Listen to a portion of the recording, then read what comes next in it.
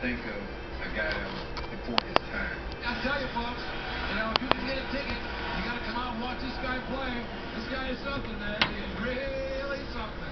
He was extremely gifted, physically, mentally, emotionally. He was so fluid to the point where it didn't look like he was playing hard all the time. Forget the big red S. Superman wears a 2 and 8 on his chest. I think he's obviously the most intelligent football player I've ever seen. He was always a step faster than everyone else. And when you add his preparation and knowledge of the game, that gave him an additional edge. Another thing that set Marshall apart was his versatility. He was a tremendous open field runner. He could get skinny and find his way through holes that didn't appear to be there. And he could also get big and grind out the tough yards when needed. He hammers into the end zone from a yard out. Marshall's first game in the NFL reminded me a lot of his first game in college. He looked like he was faster than everybody else, quicker, and he looked like a man amongst boys out there. Five, down to the goal line, touchdown! Marshall Faulks, his third touchdown in his very first game. Marshall Faulk didn't wait long to begin writing his distinguished resume. In his first season, his 1,804 total yards and 12 touchdowns earned him Offensive Rookie of the Year honors and the first of 7 trips to the Pro Bowl. I think the trade to St. Louis is really what made Marshall into a Hall of Famer. I know in his heart it wasn't the place that he really wanted to go, but he looked at me and he said, hey, this happened for a reason. Once he got into the locker room, I think he immediately felt, if I assert myself as a leader, they have enough talent here that we could potentially do something very big. When Trent Green was hurt and everybody thought that their bubble had burst, Marshall came home that night and he said, hey, we got a really good young quarterback who plays on our scout team, and I think with the pieces we have in place, we can still do the things that we were going to do with Trent.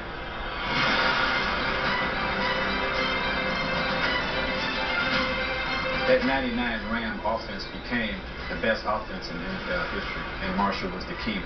The St. Louis Rams are the world champions. When I watched Marshall and the Rams win the Super Bowl, it was one of the most fulfilling moments in my life because it took me back to the moment when Marshall was traded and when he said, hey, this trade happened for a reason. St. Louis, the gateway to the West, is now the gateway to the best football team in the world. Aside from winning a championship in 1999, the all-purpose back became just the second player in history to amass 1,000 yards rushing and receiving in a single season. And in 2000, after scoring an NFL record 26 touchdowns, Faulk was named the league's most valuable player. Marshall's greatest game was probably the NFC Championship game against the Philadelphia Eagles in the 2001 season, where he had 160 yards, 2 touchdowns, but it was the manner in which he gobbled up these yards at the end of the game. Everybody in the world knew that Marshall was going to get the handoffs to run the clock out. And I remember one run specifically, he had nowhere to go. I think he was so tired. He mustered up everything he had in his body, in his heart, and his soul to cut back, and I think he picked up 30 yards. This has been Marshall Faulk's effort here in the second half. And he ended that drive with the touchdown that sealed the game and sent Marshall to his second Super Bowl. I think Marshall Faulk is a Hall of Famer because he lived his life by 3 major virtues: faith, hope, and charity. He always had faith in his teammates. He always had hope that one day he would be able to win a championship. And from his first day in the NFL, he was one of the most charitable, if not the most charitable player in the NFL. Marshall Faulk exuded on a daily basis what actually is necessary to be in the Hall of Fame, not only as a football player, but as a person. I hope I've added half as much value to Marshall's life as he's added to mine. And I'm proud and humbled to present Marshall Faulk for enshrinement into the Pro Football Hall of Fame.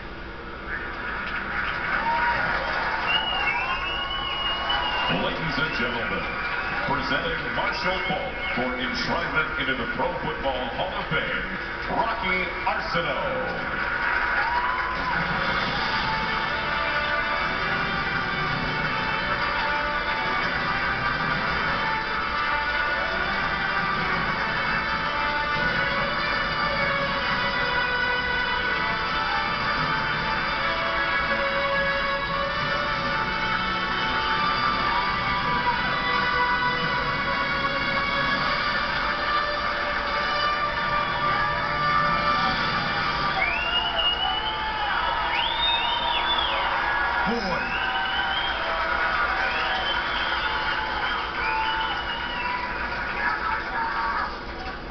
This is pretty special.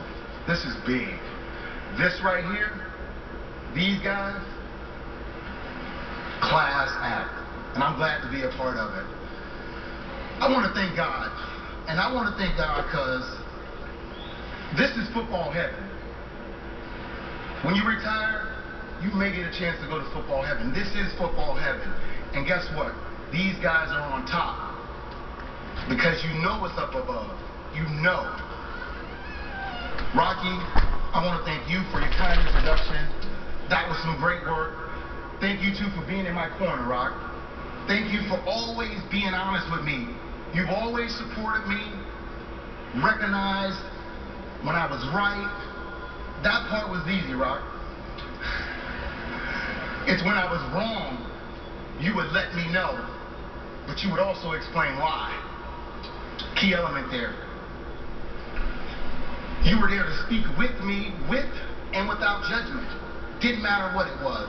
You've always known me to be the guy that I am. You knew me. There is not another person that I would rather have on this stage with me right now than you.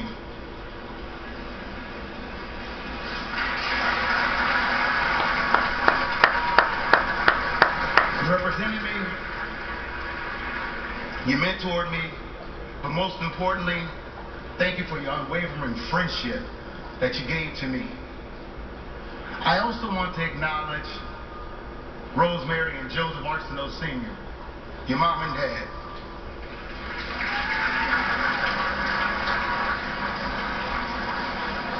I know that they are proud of this accomplishment, and they sitting in the front row seat watching us.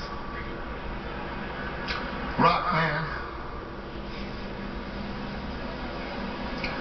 thank you for everything that you contribute to my life. Thank you for being there. Rocky, thank you.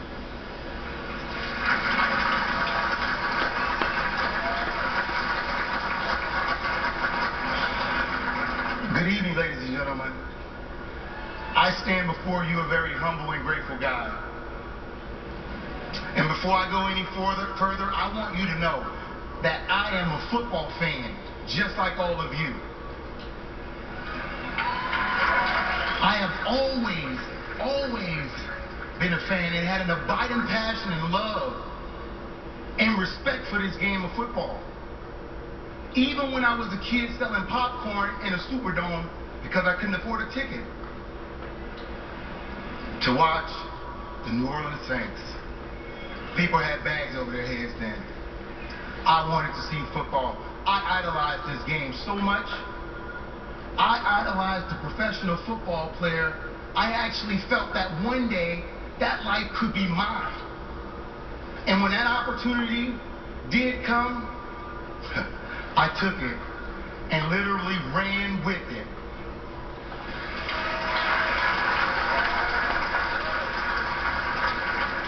And now, to be standing before you, actually going into the Hall of Fame with this class of athletes, it is a fulfillment of a life's dream.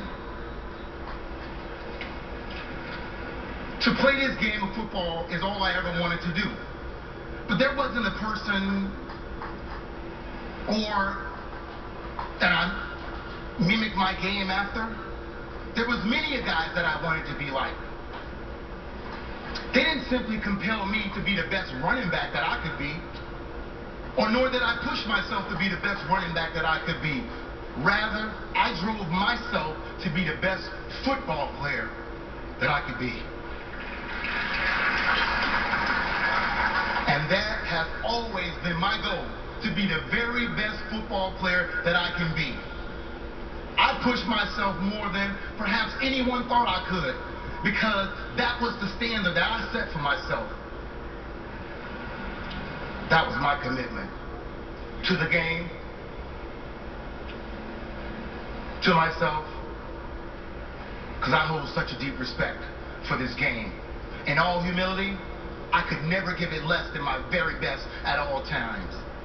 And because of this, perhaps somewhere down the line, another athlete will be standing here because how I played the game motivated them to be their very best.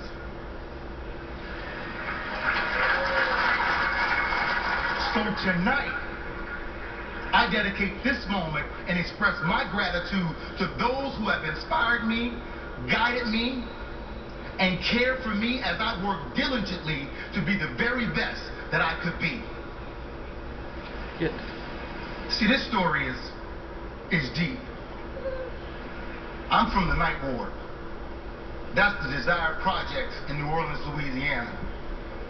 Many don't make it out of there. And even though there were drugs and violence, I never wanted to take drugs or die young. Instead, I channeled every ounce of energy that I had into sports. I played baseball, basketball, football. I ran track. But for whatever reason, while at George Washington Carver Senior High, I thought that basketball was going to be my way out and ultimately my destiny. But in making that decision, it didn't stop me. I continued to compete in all sports. And then one day, a very special man to me, my high school coach, Wayne Reese. He's here tonight. Where you at, Coach Reese? I know your family's here. You brought a lot of people up from New Orleans. He pulled me aside and asked me a question. Simple question. He asked me, how many 5'9" shooting guards do you see playing in the NBA? See, I felt like I was a scorer. And Coach Reese had seen me compete in every sport and was aware of my work ethic. Coach was trying to explain to me how other sports would help me, but football could take me places. Coach, I want to tell you, you taught me responsibility. You taught me that everything in life costs something. It simply depends on what I was willing to spend on it. Coach, thank you for helping me choose a university. You explained to me the importance of choosing a school that was going to challenge me academically as well as assist in molding me into the best football player that I could be.